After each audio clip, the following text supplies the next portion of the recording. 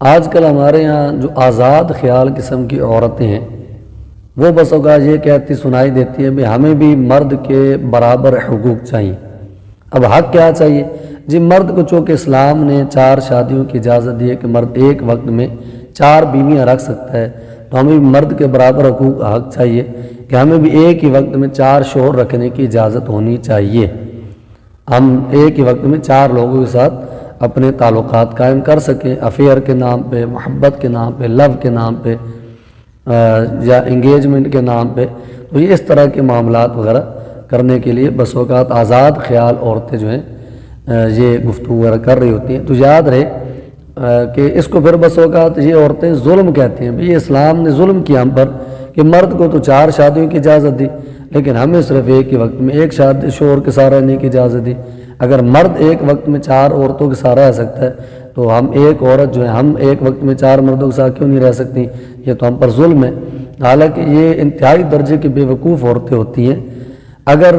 یہ عقل و فہم کے ساتھ اس چیز کو سمجھ لیتی تو انہیں پتہ چل جاتا کہ یہ اسلام نے ان پر ظلم نہیں کیا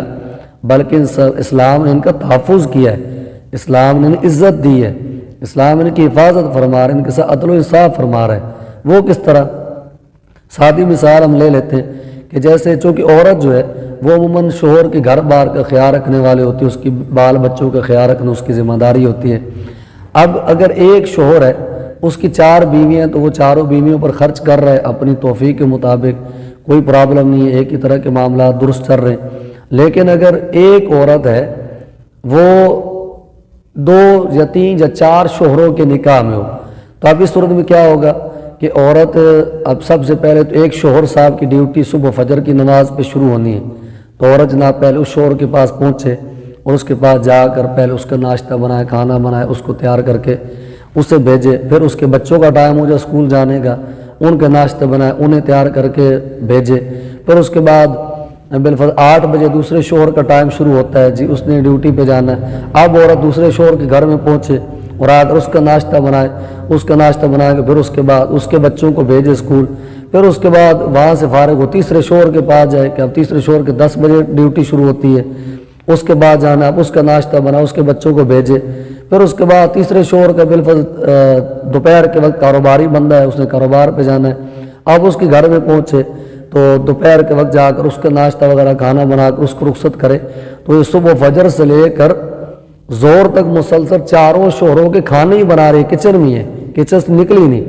یہاں تک کہ جیسے ہی 4تھے شوہر کے پاس کھانا وغیرہ بنا کر فری ہوگی، اسے رخصت کرے گی تو پہلے شوہر کے بچوں کا اسکول سے آنے کا ٹائم ہو جائے گا، اب فوراً دوڑے گی، بھئی پہلے شوہر کے بچوں کا کھانا بنانا ہے، واپس پہنچی ان کے بچوں کھانا بنایا، پھر دوسرے شوہر کے بچوں کھانا، پھر تیسرے شوہر کے، پھر 4تھے شوہر کا، یہاں تک کہ شام کا ٹائم ہو گیا۔ اب شام جیسے ہوئی تو شام کے وقت پہلے شوہر سے واپس آ گئے، اب ان کا کھانا بنائے گی، پھر دوسرے شوہر واپس آئے دوڑ کے جا کے ان کا کھانا بنائے گی، پھر تیسرے آئیں گے ان کا بنائے گی، پھر 4تھے آئے ان کا بنائے گی، تو سارا دن یہاں تک کہ کھانا بنانے میں گزر جائے گا، 1 منٹ کا سانس لینے کا موقع نہیں ملے گا۔ پھر اس کے ساتھ ساتھ ان کے پہلے شوہر کے کپڑے جوتے دھونے ہیں، تیار کرنے ہیں، دوسرے شوہر کرنے ہیں، تیسرے کرنے ہیں، 4تھے کرنے ہیں، پہلے شوہر کے گھر کی صفائی ستھرائی کا خیال رکھنا، دوسرے کرنا، تیسرا، 4تھا، سب کے گھر کے معاملات سنبھالنے، تو یہ سارے معاملات کرنے کے ساتھ ساتھ پھر اس کے بعد یہ کہ اب مسئلہ یہ ہوگا کہ رات کس شوہر کے پاس گزارنی ہے، اب ایک شوہر کے پاس گزارے گی تو اس کے بعد اگلے دن دوسرے شوہر کے بعد، تیسرے دن تیسرے شوہر کے بعد، 4تھے شوہر کے بعد، ہر شوہر کی خواہش ہوگی اپنی اپنی، وہ اپنی خواہش پوری کرے گا، تو عورت کو ایک دن کے لیے بھی راحت کا دن نصیب نہیں ہوگا۔ پھر عورت بس اوقات اپنے میکے جانا چاہتی ہے کہ میں اپنی امی ابو سے ملنے کے لیے جاؤں، ایک شوہر اجازت دے رہا ہے باقی 3 نہیں دے رہے، دوسرا دے رہا ہے باقی 3 نہیں دے رہے، تیسرا دے رہا ہے باقی 3 اجازت نہیں دے رہے، تو ساری زندگی اپنے میکے نہیں جا سکتی۔ پھر اگر میکے والے سے ملنے کے لیے آگے یہاں پر کہ چلے ہم اپنی بچی کو مل کے آئیں، تو ایک شوہر اس لیے ہاتھ کھڑا کر رہا ہے، وہ اس کے میکے والوں کو کھانے پینے کے انتظام نہیں کر رہا کہ بھئی خالی میری بیوی تھوڑی ہے، دوسرے کی بھی تو ہے،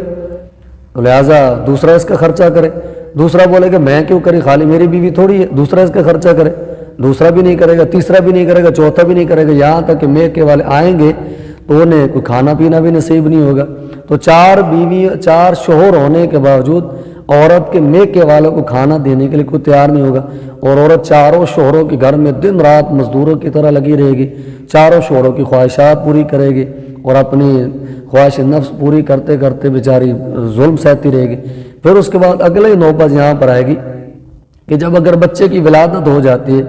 تو اب کوئی بھی چار شوہر ہونے کے باوجود کوئی بھی اس بچے کو اپنا بیٹا ماننے کو تیار نہیں ہوگا۔ ایک بولے گا کہ ہو سکتا ہے میرا نو فلاں کو، دوسرا بولے ہو سکتا ہے میرا نو فلاں کو، تیسرا بولے ہو سکتا ہے میرا نو فلاں کو۔ تو اب چار شوہر ہونے کے باوجود بچہ جو ہے اس کے لیے کسی کے باپ کا نام لگانا مشکل ہے کہ یہ کس کا بیٹا ہے، کیونکہ ایک ہی بیوی تھی اور چار شوہر تھے، تو پتہ ہی نہیں چل رہا کہ یہ بیٹا ہے کس کا۔ تو چار باپ ہونے کے باوجود بچہ یتیموں کی طرح رہے گا۔ کل کو اس نے پڑھنا ہے لکھنا ہے تو کوئی بھی اس پر خرچ کرنے کو تیار نہیں ہوگا کہ بھئی میرا بیٹا تھوڑا ہے، یہ تو فلاں کا، میں اس پر کیوں خرچے کروں، اس کی تعلیم کا خیال کیوں رکھوں۔ دوسرا بھی نہیں کرے گا، تیسرا بھی، یہاں تک کہ چار باپ ہونے کے باوجود بچہ یتیموں والی زندگی گزارے گا۔ پھر اس کے بعد کل کو اگر عورت کا انتقال ہو جاتا ہے تو چار شوہر ہونے کے باوجود ایک شوہر بولے کہ میں اس کے کفن دفن کے انتظام کیوں کروں، میں اس کے کل خانیوں اور 40ویں 10ویں کے انتظام کیوں کروں، میں ہی خالی شوہر تھوڑا ہوں، دوسرا بھی تو شوہر ہے، دوسرا بولے کہ میں خالی تھوڑا ہوں، تیسرا بھی تو ہے۔ چار شوہر ہونے کے باوجود عورت کی لاش جو ہے وہ لاوارثوں کی طرح پڑی رہے گی، کوئی اسے دفن کرنے والا، کوئی اس کی تجہیز و تکفین کرنے والا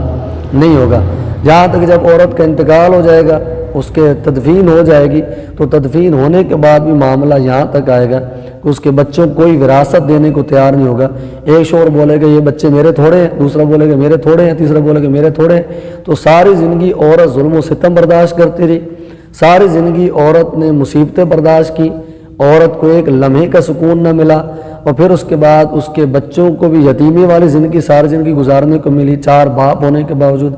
پھر اس کے بعد آگے جب عورت کا انتقال ہوا تو لاوارثوں کی طرح اس کا انتقال ہوا، اگر بیمار ہو جاتی ہے تو اس کا علاج کروانے کے لیے کوئی بندہ تیار نہیں ہے، اور اس کے انتقال کے بعد تجہیز و تکفین کے بعد بھی اس کے بچوں کو بھی کوئی وراثت میں سے حق دینے کو تیار نہیں ہے، صرف اس وجہ سے کہ پتہ نہیں ہمارا بچہ ہے یا نہیں۔ تو بتائیے کیا یہ اسلام نے عورت پر ظلم کیا ہے؟ اسلام نے عورت کے ساتھ انصاف کیا ہے؟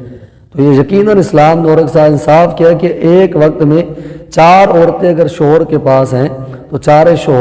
عورتیں مل کر شوہر کی خدمت کر سکتی ہیں، اور شوہر اکیلا جو ہے وہ چار عورتوں پر خرچ بھی کر سکتا ہے۔ شوہر کے مرنے کے بعد چار عورتیں وراثت بھی حقدار ہوں، چار عورتوں کے بچے بھی وراثت میں حقدار ہوں گے، اور یہ بچے چار عورتوں کسی شوہر کے قرار پائیں گے، نہ بچے یتیم قرار پائیں گے، نہ عورتیں لاوارث قرار پائیں گی، نہ عورتوں کو وراثت سے محروم کیا جائے گا۔